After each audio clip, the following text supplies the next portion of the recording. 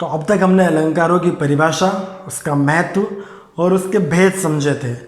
आइए दोस्तों अब देखते हैं कुछ प्रमुख अलंकार। सबसे पहले लेते हैं शब्द अलंकार। हम जो ले रहे हैं वो है शब्द अलंकार।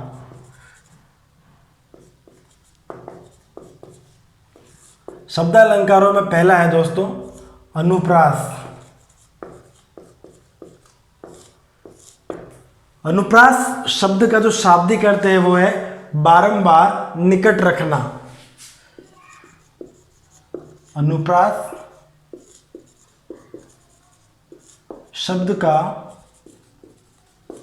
अर्थ है बारंबार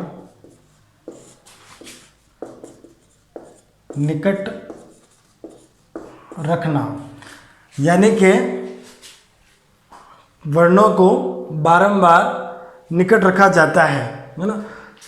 इसको परिभाषा के रूप में कह सकते हैं वर्णों की रसानुकूल बारंबार आवृत्ति करना ही अनुप्रास कहलाता है।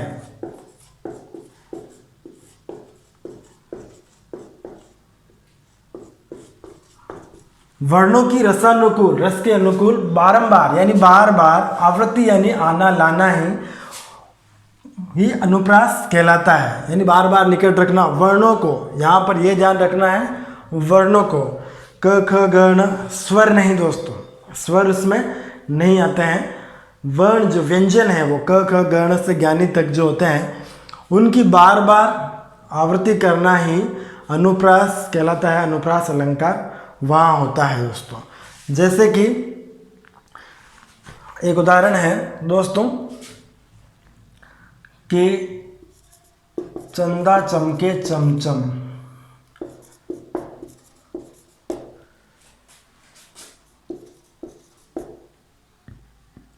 चीखे चौकन्ना चोर।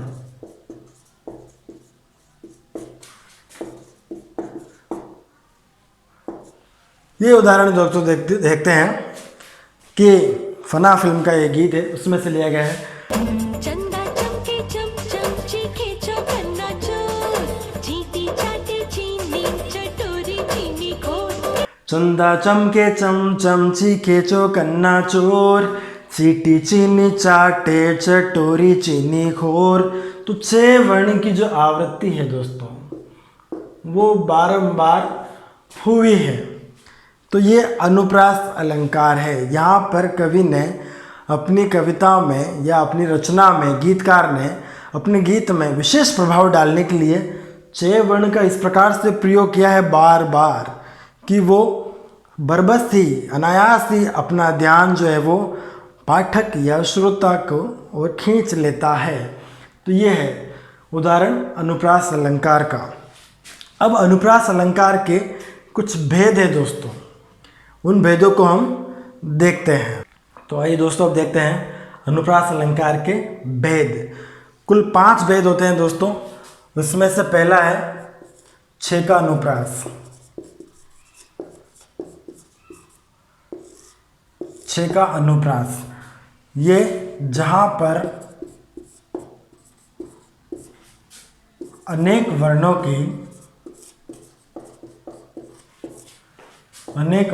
की एक बार, एक या एक से अधिक बार, एक या एक से अधिक बार आवृत्ति हो, आवृत्ति यानी आना, पंक्ति में आते हैं, वहाँ 6 का अनुप्रास अलंकार होता है दोस्तों।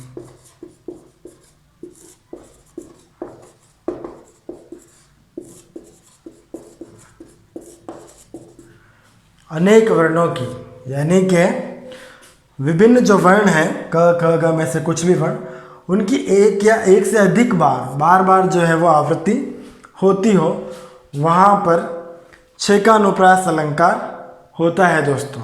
जैसे मीठे मीठे बोल बोली।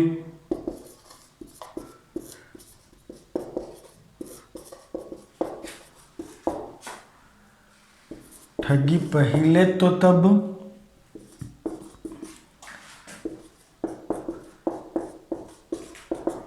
अब इसमें देखिए दोस्तों कि किस प्रकार से अनेक वर्णों की, ये मैं जो वर्ण है, ये ब जो वर्ण है और ये त जो वर्ण है, इन तीन वर्णों की, अनेक वर्ण है, अलग अलग तरह के वर्ण हैं, इन तीनों की एक से अधिक बार आवृत्ति हुई है।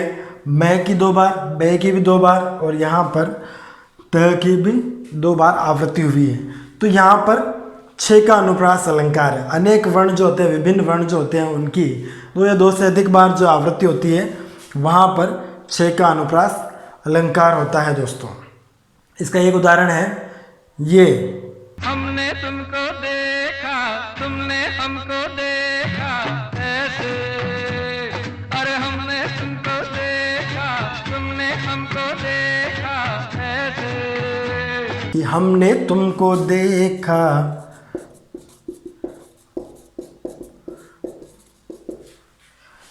तुमने हमको देखा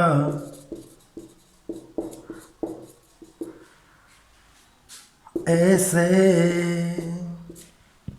यहाँ पर देखो, यह और यह, ये त और ये त, ये द और ये द, यहाँ पर ये विभिन्न वर्णों की जो आवृत्ति है वो 2 से ज़्यादा बार, 2 या 2 से ज़्यादा बार हुई है। तो यहाँ 6 का अनुप्रास अलंकार है दोस्तों।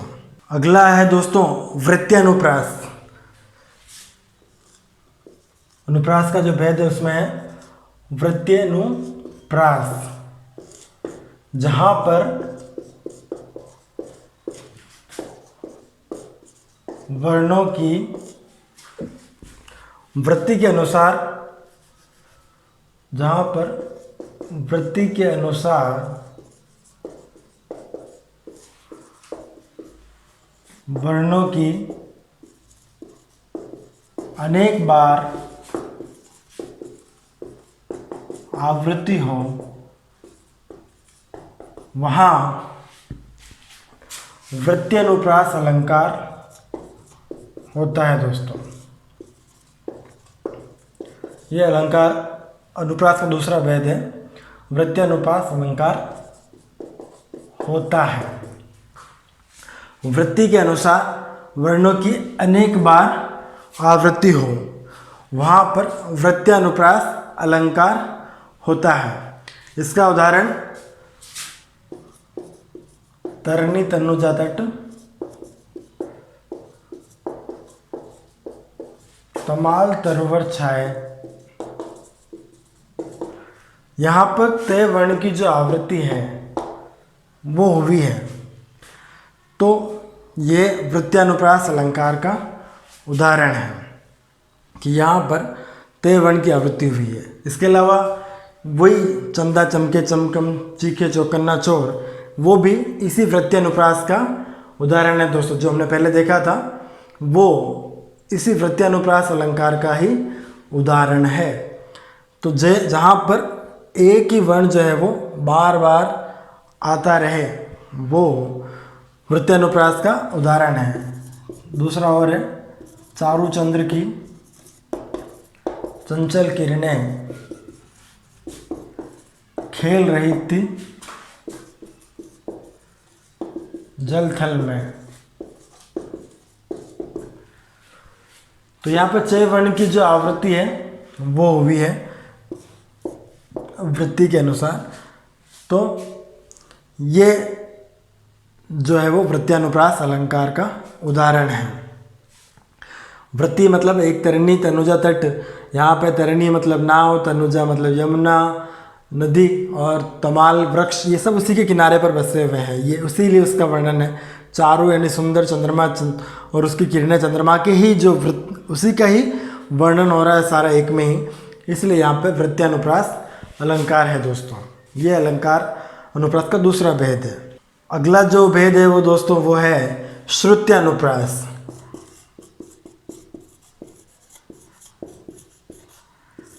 श्रुति यानी सुनना। जहाँ पर एक ही उच्चारण अवयव, एक ही उच्चारण स्थल से या अवयव से बोले जाने या उच्चारित होने वाले, बोले जाने वाले वर्णों का प्रयोग हो, वहाँ श्रुति अनुप्रास अलंकार होता है। श्रुति अनुप्रास अलंकार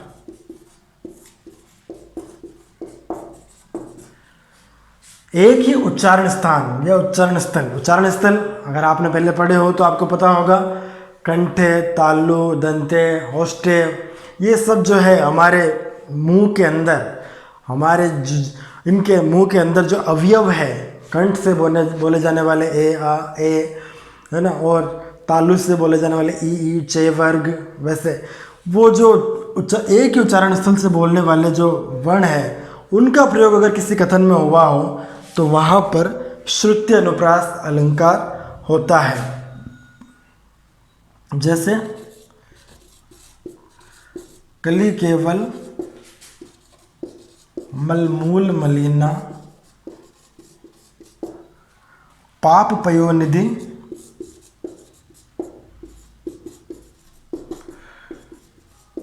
जनमन मीना। यहाँ पर क वर्ण जो है कंठ से बोला जाता है क, फिर म ओष्ठे, मैं का प्रयोग, फिर प ओष्ठे। तो ये म और पे, इसको देख सकते हैं, म और ये प एक ही उच्चारण स्थल से बोले जाने वाले वर्ण है। म और पे ओष्ठे, यानी इनको बोलते वक्त दोनों होठ जो है वो आपस में मिलते हैं। म और प ओष्ठे वर्ग के जो उच्चारण स्थल है उससे बोले जाने वाले है ये, इसलिए यहाँ पर श्रुति अनुप्रास अलंकार है।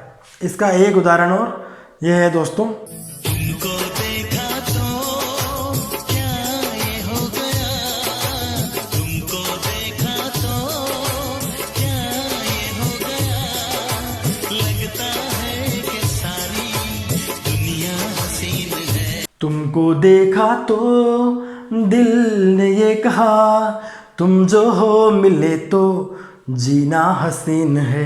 यहाँ पर देखो दोस्तों कि तुमको देखा तो दिल ने ये कहा, तो यहाँ पर त वर्ण, द, फिर द, फिर न, इनकी आवृत्ति हुई है। ये एक ही उच्चारण स्थान, यानी कि त वर्ग जो है अपना दंते है, त, द, न, ये दंते वर्ग जो है वहाँ से बोले जाने वाले, त एक ही वर्ग से है, त, थ, द, ध, न, ये एक ही वर्ग है। तो ये दंते हैं, इनको बोलने से जीभ जो है वो ऊपर वाले दांतों को स्पर्श करती है। त, थ, द, ध, न। तो यहाँ पर ते वर्ण, यहाँ फिर द, ये भी एक ही वर्ण के है, और यहाँ पर न, और ये फिर द। ये उदाहरण है श्रुति अनुप्रास का उदाहरण है दोस्तों। यह है श्रुति अनुप्रास अलंकार, जहाँ पर एक ही उच्चारण अवयव से बोले जाने वाले वर्णों का प्रयोग होता है। अगला है अनुप्रास अलंकार का भेद जो है वो है दोस्तों अंत्यानुप्रास। कौन सा है? अंत्यानुप्रास। शब्द से ही स्पष्ट हो रहा है, अंत्य यानी अंत में अनुप्रास होता है। वो कैसे? जहां किसी पद में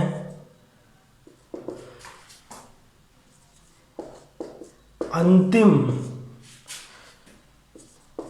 वर्ण समान रूप से प्रयुक्त हो,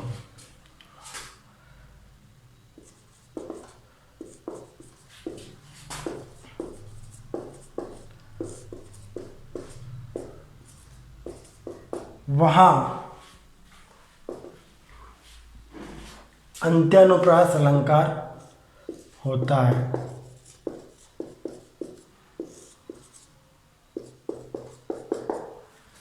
यहाँ पर किसी पद या किसी दो पदों में, किसी पद में अंतिम जो वर्ण है वो दोनों पंक्तियों में समान हो, वहाँ पर अंत्यानुप्रास अलंकार होता है। उदाहरण है दोस्तों, धीरज धर्म मित्र अरु नारी,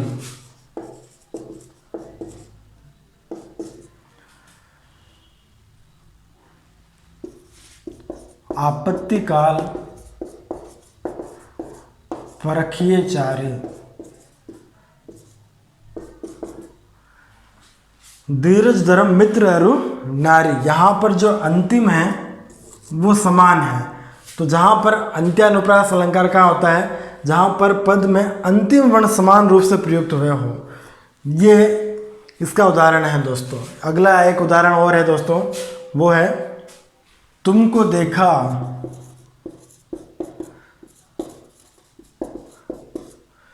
तो ये ख्याल आया।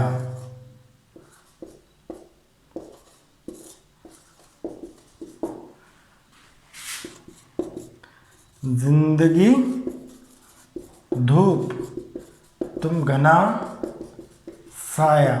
ये अंतिम जो है, तुमको देखा तो ये ख्याल आया, जिंदगी धूप तुम घना साया। तो इसमें या और या दोनों समान वर्ण प्रयुक्त हुए हैं, तो यहाँ पर अंत्यानुप्रास अलंकार हुआ दोस्तों। अनुप्रास अलंकार का जो अंतिम भेद है वो दोस्तों है लाटा अनुप्रास। कुछ विद्वान इस अनुप्रास अलंकार का भेद नहीं मानते हैं। जब शब्द और अर्थ की समान रूप से आवृत्ति हो,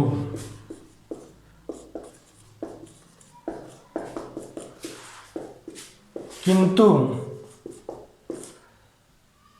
अन्वय करने पर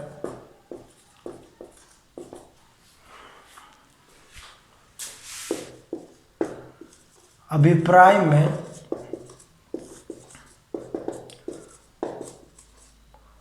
भिन्नता हो, यानी अलग हो, अभिप्राय जो है दोनों ही शब्दों का अलग हो, वहाँ लाटानुप्रास अलंकार होता है दोस्तों।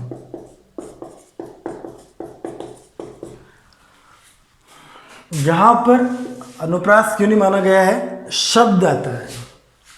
अनुप्रास में हमने देखा था वर्णों की बारंबार आवृत्ति होती है, यहाँ पर शब्द जो है वो आता है। इसलिए कुछ विद्वान इससे अनुप्रास का भेद नहीं मानते हैं, लेकिन ये अनुप्रास के भेद में आता है।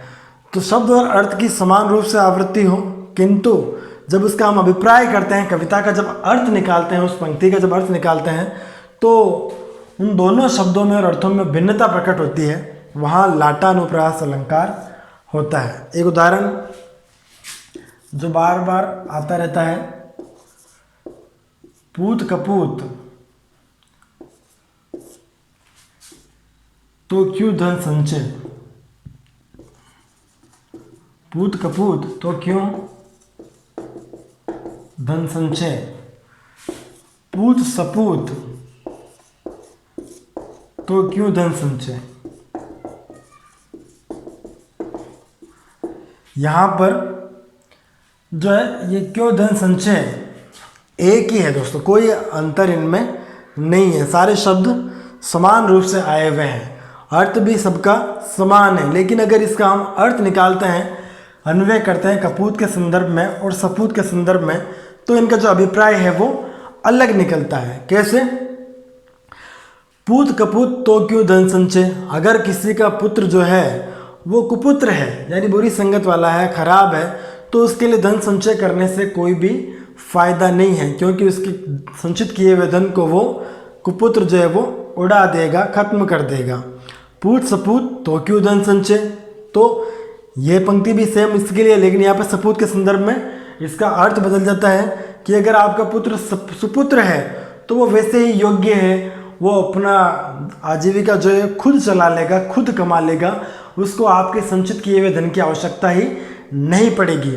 तो यहाँ पर दोनों का अर्थ जो है वो अन्वय करने पर सपूत के संदर्भ में अलग, एक के संदर्भ में ये है कि इकट्ठे करने की ज़रूरत ही नहीं है, एक के संदर्भ में ये है कि एकत्रित किया हुआ भी खत्म कर देगा। तो ये दोनों के संदर्भ में अलग अलग अर्थ प्रकट करते हैं दोनों ही पद, इसलिए यहाँ पर लाटानुप्रास अलंकार है।